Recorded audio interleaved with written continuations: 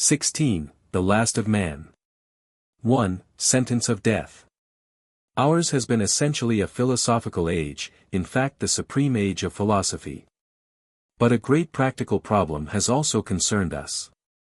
We have had to prepare for the task of preserving humanity during a most difficult period which was calculated to begin about 100 million years hence, but might, in certain circumstances, be sprung upon us at very short notice. Long ago the human inhabitants of Venus believed that already in their day the sun was about to enter the white dwarf phase, and that the time would therefore soon come when their world would be frostbound. This calculation was unduly pessimistic, but we know now that, even allowing for the slight delay caused by the Great Collision, the solar collapse must begin at some date astronomically not very distant. We had planned that during the comparatively brief period of the actual shrinkage, we would move our planet steadily nearer to the Sun, until finally it should settle in the narrowest possible orbit. Man would then be comfortably placed for a very long period. But in the fullness of time there would come a far more serious crisis. The Sun would continue to cool, and at last man would no longer be able to live by means of solar radiation. It would become necessary to annihilate matter to supply the deficiency. The other planets might be used for this purpose, and possibly the Sun itself. Or, given the sustenance for so long a voyage, man might boldly project his planet into the neighborhood of some younger star. Thenceforth, perhaps, he might operate upon a far grander scale. He might explore and colonize all suitable worlds in every corner of the galaxy, and organize himself as a vast community of minded worlds. Even, so we dreamed, he might achieve intercourse with other galaxies. It did not seem impossible that man himself was the germ of the world soul, which, we still hope, is destined to awake for a while before the universal decline, and to crown the eternal cosmos with its due of knowledge and admiration. Fleeting yet eternal. We dared to think that in some far distant epoch the human spirit, clad in all wisdom, power, and delight, might look back upon our primitive age with a certain respect. No doubt with pity also and amusement, but none the less with admiration for the spirit in us, still only half awake, and struggling against great disabilities.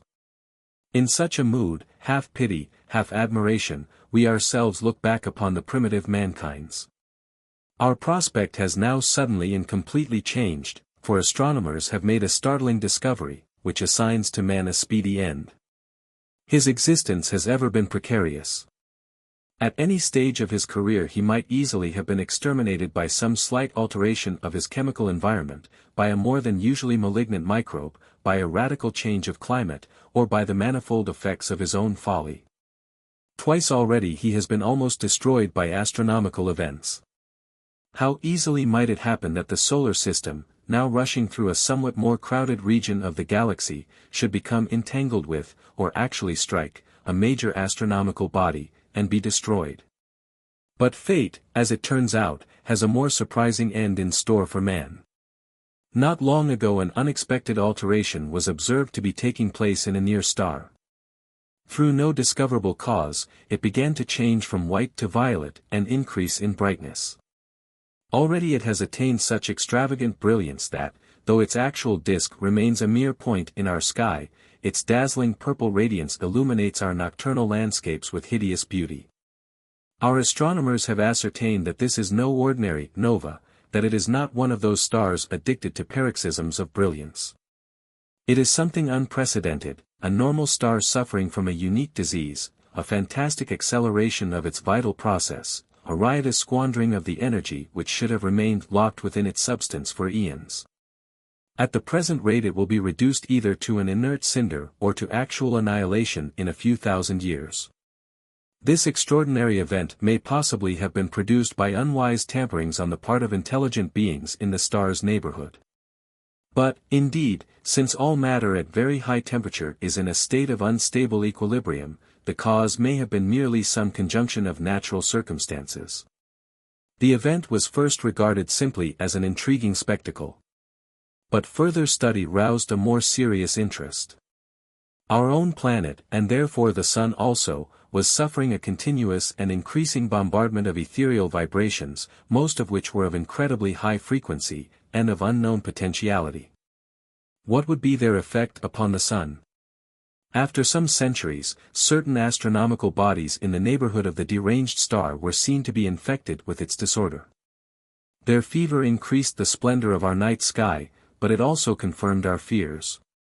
We still hoped that the Sun might prove too distant to be seriously influenced, but careful analysis now showed that this hope must be abandoned. The Sun's remoteness might cause a delay of some thousands of years before the cumulative effects of the bombardment could start the disintegration, but sooner or later the Sun itself must be infected. Probably within 30,000 years life will be impossible anywhere within a vast radius of the Sun, so vast a radius that it is quite impossible to propel our planet away fast enough to escape before the storm can catch us. 2. Behavior of the condemned. The discovery of this doom kindled in us unfamiliar emotions. Hitherto humanity had seemed to be destined for a very long future, and the individual himself had been accustomed to look forward to very many thousands of years of personal life, ending in voluntary sleep. We had of course often conceived, and even savored in imagination, the sudden destruction of our world. But now we faced it as a fact. Outwardly everyone behaved with perfect serenity, but inwardly every mind was in turmoil. Not that there was any question of our falling into panic or despair, for in this crisis our native detachment stood us in good stead. But inevitably some time passed before our minds became properly adjusted to the new prospect, before we could see our fate outlined clearly and beautifully against the cosmic background. Presently, however, we learned to contemplate the whole great saga of man as a completed work of art, and to admire it no less for its sudden and tragic end than for the promise in it which was not to be fulfilled. Grief was now transfigured wholly into ecstasy. Defeat, which had oppressed us with a sense of man's impotence and littleness among the stars, brought us into a new sympathy and reverence for all those myriads of beings in the past out of whose obscure strivings we had been born. We saw the most brilliant of our own race and the lowliest of our pre-human forerunners as essentially spirits of equal excellence, though cast in diverse circumstances. When we looked round on the heavens, and at the violet splendor which was to destroy us, we were filled with awe and pity, awe for the inconceivable potentiality of this bright host. Pity for its self-thwarting effort to fulfill itself as the universal spirit. At this stage it seemed that there was nothing left for us to do but to crowd as much excellence as possible into our remaining life, and meet our end in the noblest manner. But now there came upon us once more the rare experience of racial mentality. For a whole Neptunian year every individual lived in an enraptured trance, in which, as the racial mind, he or she resolved many ancient mysteries and saluted many unexpected beauties. This ineffable experience, lived through under the shadow of death, was the flower of man's whole being. But I can tell nothing of it, save that when it was over we possessed, even as individuals, a new peace, in which, strangely but harmoniously, were blended grief, exaltation, and godlike laughter. In consequence of this racial experience we found ourselves faced with two tasks which had not before been contemplated. The one referred to the future, the other to the past. In respect of the future, we are now setting about the forlorn task of disseminating among the stars the seeds of a new humanity. For this purpose we shall make use of the pressure of radiation from the Sun, and chiefly the extravagantly potent radiation that will later be available. We are hoping to devise extremely minute electromagnetic wave systems, akin to normal protons and electrons, which will be individually capable of sailing forward upon the hurricane of solar radiation at a speed not wholly incomparable with the speed of light itself. This is a difficult task. But, further, these units must be so cunningly interrelated that, in favorable conditions, they may tend to combine to form spores of life, and to develop, not indeed into human beings, but into lowly organisms with a definite evolutionary bias toward the essentials of human nature. These objects we shall project from beyond our atmosphere in immense quantities at certain points of our planet's orbit, so that solar radiation may carry them towards the most promising regions of the galaxy. The chance that any of them will survive to reach their destination is small, and still smaller the chance that any of them will find a suitable environment. But if any of this human seed should fall upon good ground, it will embark, we hope, upon a somewhat rapid biological evolution, and produce in due season whatever complex organic forms are possible in its environment. It will have a very real physiological bias toward the evolution of intelligence. Indeed, it will have a much greater bias in that direction than occurred on the Earth in those subvital atomic groupings from which terrestrial life eventually sprang. It is just conceivable, then, that by extreme good fortune man may still influence the future of this galaxy, not directly but through his creature. But in the vast music of existence the actual theme of mankind now ceases forever. Finished, the long reiterations of man's history, defeated, the whole proud enterprise of his maturity. The stored experience of many mankind's must sink into oblivion, and today's wisdom must vanish. The other task which occupies us, that which relates to the past, is one which may very well seem to you nonsensical. We have long been able to enter into past minds and participate in their experience. Hitherto we have been passive spectators merely, but recently we have acquired the power of influencing past minds. This seems an impossibility. For a past event is what it is, and how can it conceivably be altered at a subsequent date, even in the minutest respect? Now it is true that past events are what they are, irrevocably. But in certain cases some feature of a past event may depend on an event in their far future. The past event would never have been as it actually was, and is, eternally, if there had not been going to be a certain future event, which, though not contemporaneous with the past event, influences it directly in the sphere of eternal being. The passage of events is real, and time is the successiveness of passing events, but though events have passage, they have also eternal being. And in certain rare cases mental events far separated in time determine one another directly by way of eternity.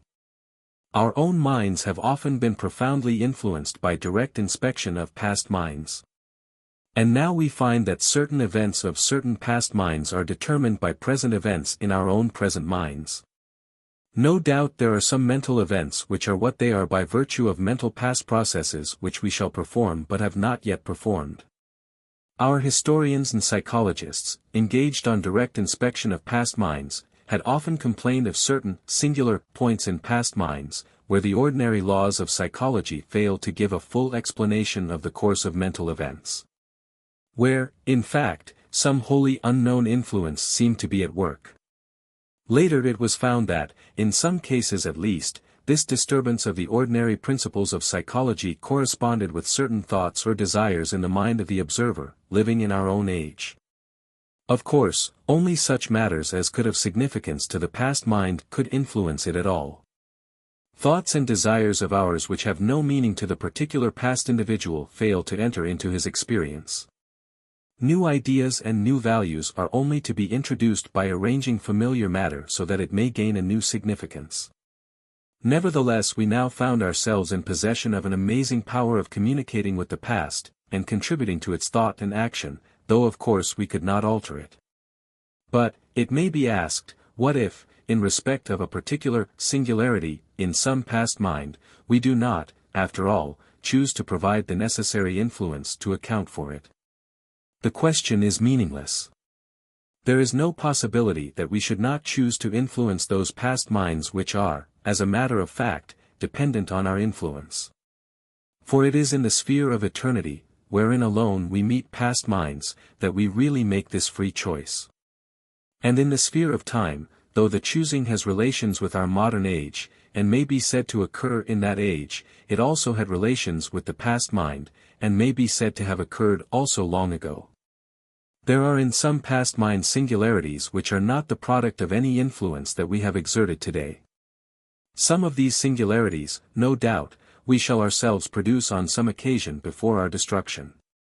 But it may be that some are due to an influence other than ours, perhaps to beings which, by good fortune, may spring long hence from our forlorn seminal enterprise. Or they may be due perhaps to the cosmic mind, whose future occurrence and eternal existence we earnestly desire. However that may be, there are a few remarkable minds, scattered up and down past ages and even in the most primitive human races, which suggest an influence other than our own. They are so singular, in one respect or another, that we cannot give a perfectly clear psychological account of them in terms of the past only, and yet we ourselves are not the instigators of their singularity.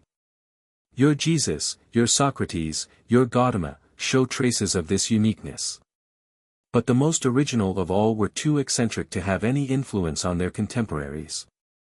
It is possible that in ourselves also there are singularities, which cannot be accounted for wholly in terms of ordinary biological and psychological laws. If we could prove that this is the case, we should have very definite evidence of the occurrence of a high order of mentality somewhere in the future, and therefore of its eternal existence. But hitherto this problem has proved too subtle for us, even in the racial mode. It may be that the mere fact that we have succeeded in attaining racial mentality involves some remote future influence.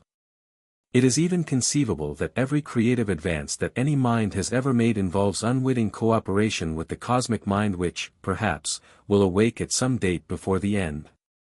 We have two methods of influencing the past through past individuals, for we can operate either upon minds of great originality and power, or upon any average individual whose circumstances happen to suit our purpose. In original minds we can only suggest some very vague intuition, which is then worked up by the individual himself into some form very different from that which we intended, but very potent as a factor in the culture of his age. Average minds, on the other hand, we can use as passive instruments for the conveyance of detailed ideas. But in such cases the individual is incapable of working up the material into a great and potent form, suited to his age. But what is it, you may ask, that we seek to contribute to the past? We seek to afford intuitions of truth and of value, which, though easy to us from our point of vantage, would be impossible to the unaided past.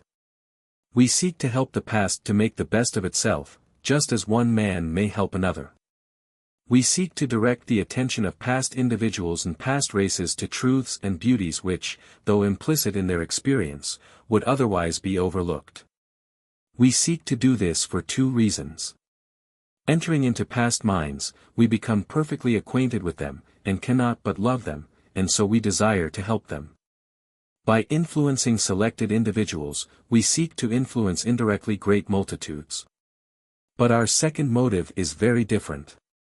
We see the career of man in his successive planetary homes as a process of very great beauty. It is far indeed from the perfect, but it is very beautiful, with the beauty of tragic art. Now it turns out that this beautiful thing entails our operation at various points in the past. Therefore we will to operate. Unfortunately our first inexperienced efforts were disastrous. Many of the fatuities which primitive minds in all ages have been prone to attribute to the influence of disembodied spirits, whether deities, fiends, or the dead, are but the gibberish which resulted from our earliest experiments. And this book, so admirable in our conception, has issued from the brain of the writer, your contemporary, in such disorder as to be mostly rubbish. We are concerned with the past not only in so far as we make very rare contributions to it, but chiefly in two other manners. First, we are engaged upon the great enterprise of becoming lovingly acquainted with the past, the human past, in every detail. This is, so to speak, our supreme act of filial piety. When one being comes to know and love another, a new and beautiful thing is created, namely the love. The cosmos is thus far and at that date enhanced. We seek then to know and love every past mind that we can enter. In most cases we can know them with far more understanding than they can know themselves. Not the least of them, not the worst of them, shall be left out of this great work of understanding and admiration. There is another manner in which we are concerned with the human past. We need its help. For we, who are triumphantly reconciled to our fate, are under obligation to devote our last energies not to ecstatic contemplation but to a forlorn most uncongenial task, the dissemination. This task is almost intolerably repugnant to us. Gladly would we spend our last days in embellishing our community and our culture, and in pious exploration of the past. But it is incumbent on us, who are by nature artists and philosophers, to direct the whole attention of our world upon the arid labor of designing an artificial human seed, producing it in immense quantities, and projecting it among the stars. If there is to be any possibility of success, we must undertake a very lengthy program of physical research, and finally organize a worldwide system of manufacture. The work will not be completed until our physical constitution is already being undermined, and the disintegration of our community has already begun. Now we could never fulfill this policy without a zealous conviction of its importance. Here it is that the past can help us. We, who have now learnt so thoroughly the supreme art of ecstatic fatalism, go humbly to the past to learn over again that other supreme achievement of the spirit, loyalty to the forces of life embattled against the forces of death. Wandering among the heroic and often forlorn ventures of the past, we are fired once more with primitive zeal. Thus, when we return to our own world, we are able, even while we preserve in our hearts the peace that passeth understanding, to struggle as though we cared only for victory. 3. Epilogue. I am speaking to you now from a period about 20,000 terrestrial years after the date at which the whole preceding part of this book was communicated. It has become very difficult to reach you, and still more difficult to speak to you, for already the last men are not the men they were. Our two great undertakings are still unfinished. Much of the human past remains imperfectly explored, and the projection of the seed is scarcely begun. That enterprise has proved far more difficult than was expected. Only within the last few years have we succeeded in designing an artificial human dust capable of being carried forward on the sun's radiation, hardy enough to endure the conditions of a transgalactic voyage of many millions of years. And yet intricate enough to bear the potentiality of life and of spiritual development. We are now preparing to manufacture this seminal matter in great quantities, and to cast it into space at suitable points on the planet's orbit. Some centuries have now passed since the sun began to show the first symptoms of disintegration, namely a slight change of color towards the blue, followed by a definite increase of brightness and heat. Today, when he pierces the ever-thickening cloud, he smites us with an intolerable steely brilliance which destroys the sight of anyone foolish enough to face it. Even in the cloudy weather which is now normal, the eye is wounded by the fierce violet glare. Eye troubles afflict us all, in spite of the special glasses which have been designed to protect us. The mere heat, too, is already destructive. We are forcing our planet outward from its old orbit in an ever-widening spiral, but, do what we will, we cannot prevent the climate from becoming more and more deadly, even at the poles. The intervening regions have already been deserted. Evaporation of the equatorial oceans has thrown the whole atmosphere into tumult, so that even at the poles we are tormented by hot wet hurricanes and incredible electric storms. These have already shattered most of our great buildings, sometimes burying a whole teeming province under an avalanche of tumbled vitreous crags. Our two polar communities at first managed to maintain radio communication. But it is now some time since we of the south received news of the more distressed north. Even with us the situation is already desperate. We had recently established some hundreds of stations for the dissemination, but less than a score have been able to operate. This failure is due mainly to an increasing lack of personnel. The deluge of fantastic solar radiation has had disastrous effect on the human organism. Epidemics of a malignant tumor, which medical science has failed to conquer, have reduced the southern people to a mere remnant, and this in spite of the migration of the tropical races into the Antarctic. Each of us, moreover, is but the wreckage of his former self. The higher mental functions, attained only in the most developed human species, are already lost or disordered, through the breakdown of their special tissues. Not only has the racial mind vanished, but the sexual groups have lost their mental unity. 3 of the subsexes have already been exterminated by derangement of their chemical nature. Glandular troubles, indeed, have unhinged many of us with anxieties and loathings which we cannot conquer, though we know them to be unreasonable. Even the normal power of telepathic communication has become so unreliable that we have been compelled to fall back upon the archaic practice of vocal symbolism. Exploration of the past is now confined to specialists, and is a dangerous profession, which may lead to disorders of temporal experience. Degeneration of the higher neural centers has also brought about in us a far more serious and deep-seated trouble, namely a general spiritual degradation which would formerly have seemed impossible, so confident were we of our integrity. The perfectly dispassionate will have been for many millions of years universal among us, and the cornerstone of our whole society and culture. We had almost forgotten that it has a physiological basis, and that if that basis were undermined, we might no longer be capable of rational conduct. But, drenched for some thousands of years by the unique stellar radiation, we have gradually lost not only the ecstasy of dispassionate worship, but even the capacity for normal disinterested behavior. Everyone is now liable to an irrational bias in favor of himself as a private person, as against his fellows. Personal envy, uncharitableness, even murder and gratuitous cruelty, formerly unknown amongst us, are now becoming common. At first, when men began to notice in themselves these archaic impulses, they crushed them with amused contempt. But as the highest nerve centers fell further into decay, the brute in us began to be ever more unruly, and the human more uncertain. Rational conduct was henceforth to be achieved only after an exhausting and degrading moral struggle, instead of spontaneously and fluently. Nay, worse, increasingly often the struggle ended not in victory but defeat. Imagine then, the terror and disgust that gripped us when we found ourselves one and all condemned to a desperate struggle against impulses which we had been accustomed to regard as insane. It is distressing enough to know that each one of us might at any moment, merely to help some dear individual or other, betray his supreme duty toward the dissemination. But it is harrowing to discover ourselves sometimes so far sunk as to be incapable even of common loving kindness toward our neighbors. For a man to favor himself against his friend or beloved, even in the slightest respect, was formerly unknown. But today many of us are haunted by the look of amazed horror and pity in the eyes of an injured friend. In the early stages of our trouble lunatic asylums were founded, but they soon became overcrowded and a burden on a stricken community. The insane were then killed.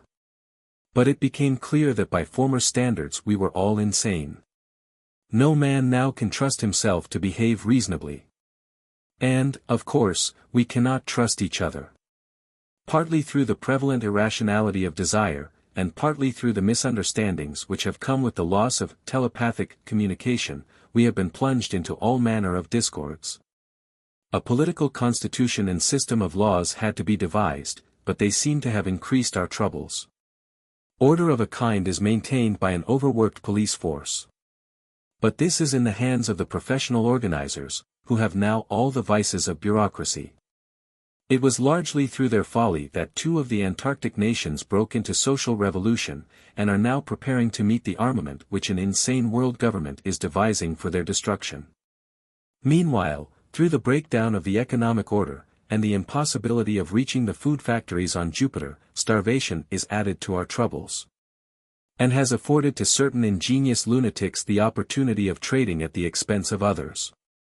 All this folly in a doomed world, and in a community that was yesterday the very flower of a galaxy.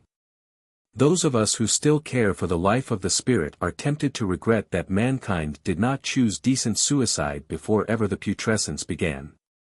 But indeed this could not be. The task that was undertaken had to be completed.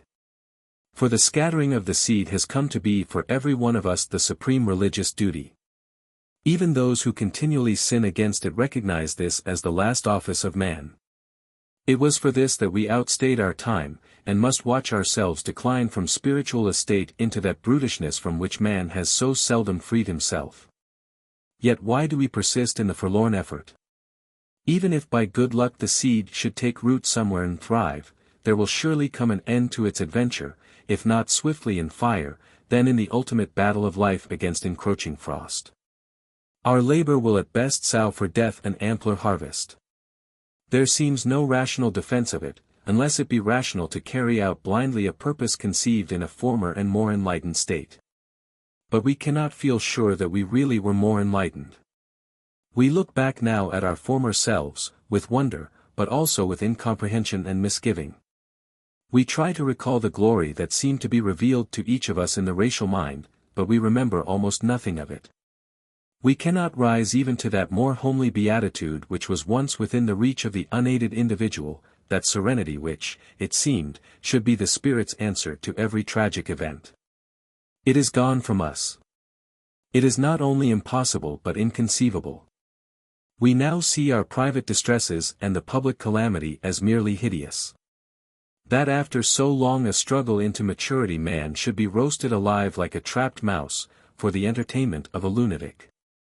How can any beauty lie in that? But this is not our last word to you. For though we have fallen, there is still something in us left over from the time that is past. We have become blind and weak, but the knowledge that we are so has forced us to a great effort. Those of us who have not already sunk too far have formed themselves into a brotherhood for mutual strengthening, so that the true human spirit may be maintained a little longer, until the seed has been well sown, and death be permissible. We call ourselves the brotherhood of the condemned. We seek to be faithful to one another, and to our common undertaking, and to the vision which is no longer revealed. We are vowed to the comforting of all distressed persons who are not yet permitted death. We are vowed also to the dissemination. And we are vowed to keep the spirit bright until the end. Now and again we meet together in little groups or great companies to hearten ourselves with one another's presence. Sometimes on these occasions we can but sit in silence, groping for consolation and for strength. Sometimes, the spoken word flickers hither and thither amongst us, shedding a brief light but little warmth to the soul that lies freezing in a torrid world. But there is among us one, moving from place to place and company to company, whose voice all long to hear. He is young, the last born of the last men. For he was the latest to be conceived before we learned man's doom, and put an end to all conceiving. Being the latest, he is also the noblest. Not him alone, but all his generation, we salute, and look to for strength. But he, the youngest, is different from the rest. In him the spirit, which is but the flesh awakened into spirituality, has power to withstand the tempest of solar energy longer than the rest of us. It is as though the sun itself were eclipsed by this spirit's brightness. It is as though in him at last, and for a day only, man's promise were fulfilled. For though, like others, he suffers in the flesh, he is above his suffering. And though more than the rest of us he feels the suffering of others, he is above his pity. In his comforting there is a strange sweet raillery which can persuade the sufferer to smile at his own pain. When this youngest brother of ours contemplates with us our dying world and the frustration of all man's striving, he is not, like us, dismayed, but quiet. In the presence of such quietness despair wakens into peace. By his reasonable speech, almost by the mere sound of his voice, our eyes are opened, and our hearts mysteriously filled with exultation. Yet often his words are grave. Let his words, not mine, close this story. Great are the stars, and man is of no account to them. But man is a fair spirit, whom a star conceived and a star kills. He is greater than those bright blind companies. For though in them there is incalculable potentiality, in him there is achievement, small, but actual. Too soon, seemingly, he comes to his end. But when he is done he will not be nothing, not as though he had never been. For he is eternally a beauty in the eternal form of things. Man was winged hopefully. He had in him to go further than this short flight, now ending. He proposed even that he should become the flower of all things, and that he should learn to be the all-knowing, the all-admiring. Instead, he is to be destroyed. He is only a fledgling caught in a bushfire. He is very small, very simple, very little capable of insight. His knowledge of the great orb of things is but a fledgling's knowledge.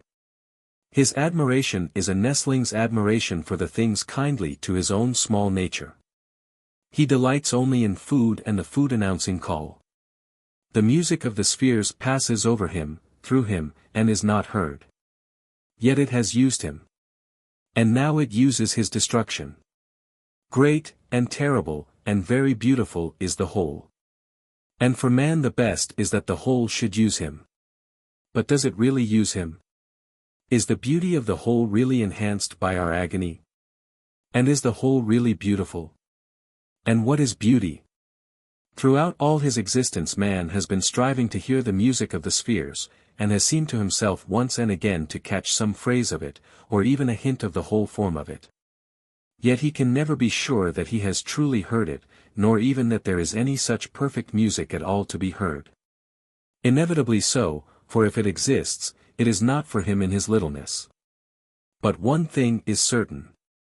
Man himself, at the very least, is music, a brave theme that makes music also of its vast accompaniment, its matrix of storms and stars. Man himself in his degree is eternally a beauty in the eternal form of things. It is very good to have been man. And so we may go forward together with laughter in our hearts, and peace, thankful for the past, and for our own courage. For we shall make after all a fair conclusion to this brief music that is man. The End.